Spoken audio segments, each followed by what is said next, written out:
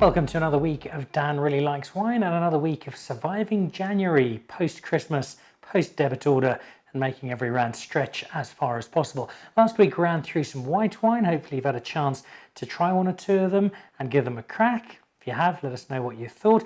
This week it's some red wine. Now red wine's always a little more difficult than white when it comes to attacking it on a budget, because generally red wine is more expensive than white wine.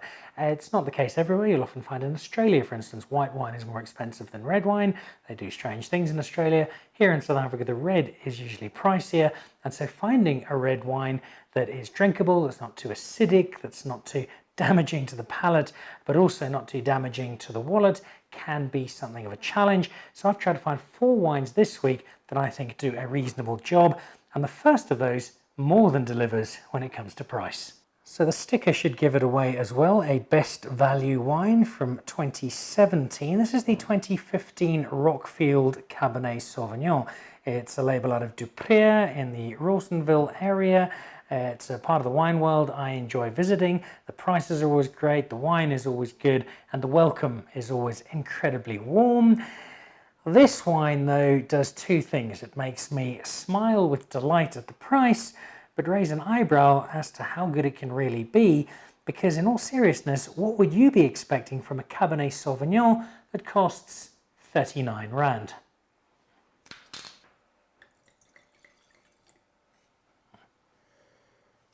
Well, full marks so far for colour. It's a lovely rich ruby. And the nose smells nice as well. There's none of the almost chemically tinged nose that you sometimes get from that cheap and nasty bottle of wine, especially a red.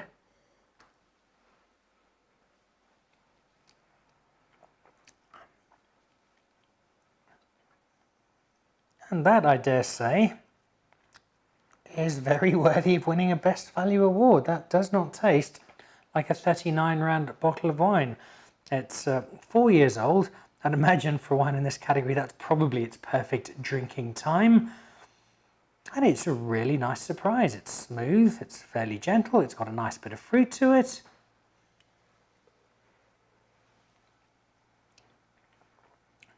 Yeah, I'm very, very happily surprised with that. Best value wine, well, it's deserved that. 38, 39 Rand, I think thereabouts, out of Rawsonville. Our other 3 wines have got some work to do, because this makes for quite a start. If you head pretty much across the road from Dupré, you'll find these guys, Toitskloof. I mentioned them last week as being a cellar I've always felt have been particularly good value for money. There was one stage where they were just about giving their wine away. It was great. If you were a student, Toitskloof was well able to look out for, because you knew you were going to get the kind of wine that wasn't going to leave you with a 4-day pneumatic drill in the back of your head, but was also going to leave you with a bit of money to buy more than just the 1 bottle. This is their 2015 version. If you follow Toitskloof wine, you'll see the labelling has changed. There's a cleaner, more modern feel to it. This is slightly more expensive than its predecessor. I think you're looking here at about 70 Rand a bottle out of the Toitskloof cellar. It's also a 2015, almost twice as expensive. Still, I think, a really good price. But how does it compare with our first wine?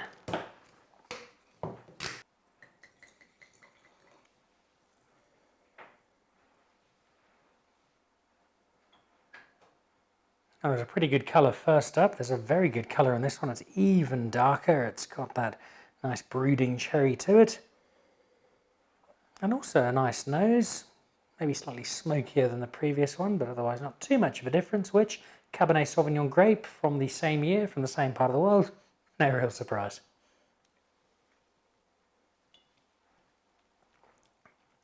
I actually had a glass of this about a month ago. I had somebody round who was complaining that you couldn't get a decent bottle of Cabernet Sauvignon for under 150 Rand. And I quietly poured this, and the person said, "See, I told you, I made my point. How much does this cost?" And I told them, and the conversation ended quite quickly. So I think it's another one to try. It's a bit more expensive than that one. In terms of value, I'd go with the first. I'd go with the Rockfield. But this is also a very nice wine indeed, from a cellar that's made its name from quality and value coming together rather nicely. And that's exactly what they do with this Cab Sauv. Well, from a couple of Cab Sauves to a blend. And this comes from one of the most dangerous people in the wine world. I've probably alluded to in the past the challenge of going for a quiet wine tasting at Velbeduct, the home of Schalk, the giant former Springbok, who's probably best known for playing Hagrid in the Harry Potter movies. The problem with Schalk is that because he's 700 kilograms, 4 meters tall, and has the belly of an industrial Weber, he can drink pretty much as much wine as he wants, and it has absolutely no impact whatsoever. Wine to Schalk is like magic potion to Obelix. It just has no impact at all. And so he'll frequently say, I just want to show you something, and 11 bottles later you're incredibly happy but totally useless to the rest of the world for the ensuing week.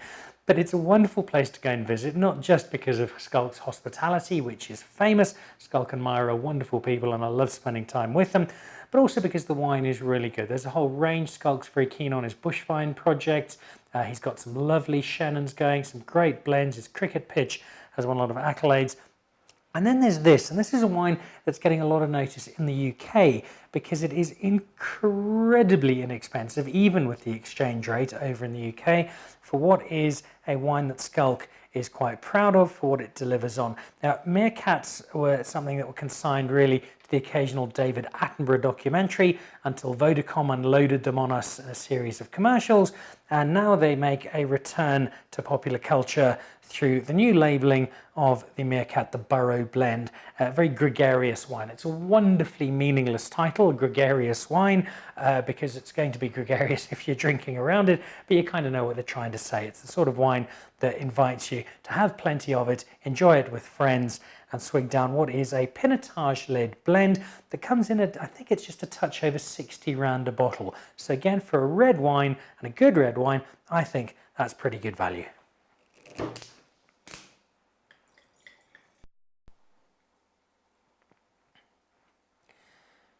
Well, this is pinotage led. They make some nice pinotage just in its own right at Velbeduct, and you've got that very faint whiff of earth and mud that you'd expect. A little hint of spice in there.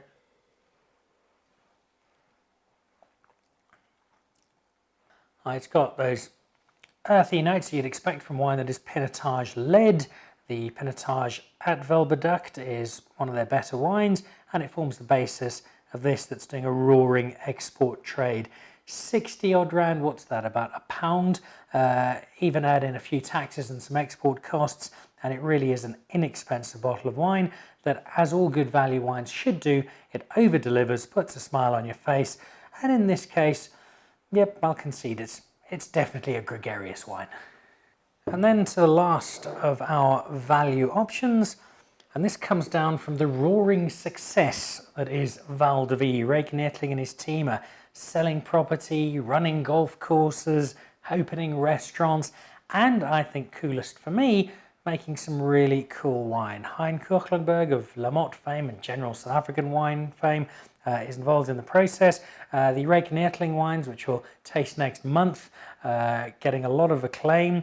Rake's had a big hand in those. He's somebody who was an athlete, perhaps didn't drink a whole lot of wine, but in his retired days, while still keeping his Dan Nicol-like figure, he's enjoying his wine and certainly knows a fair amount about it.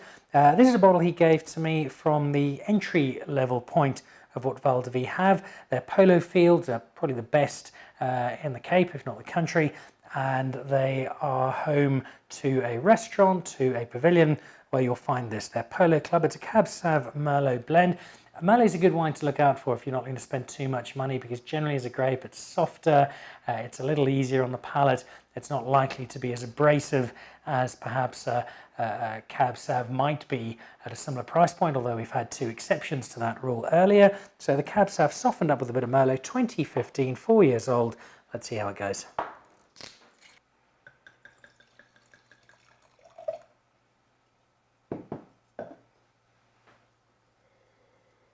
Ooh, I like that. Close your eyes and you can pick up the saddle and the white outfits and the polo in play. A shirtless Neethling charging across the field.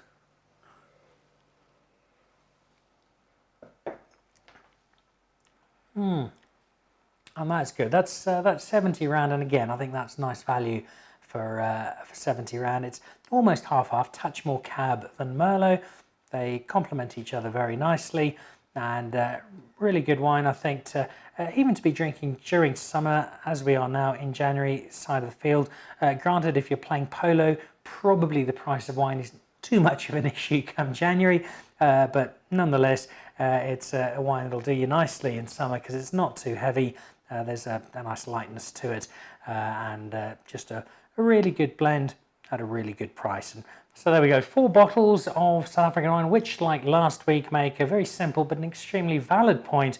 We make some really good wine that doesn't have to be that expensive. So particularly this month, go forth and explore, be adventurous, and go and find some of this great stuff we're making across South Africa that doesn't cost the earth. Cheers.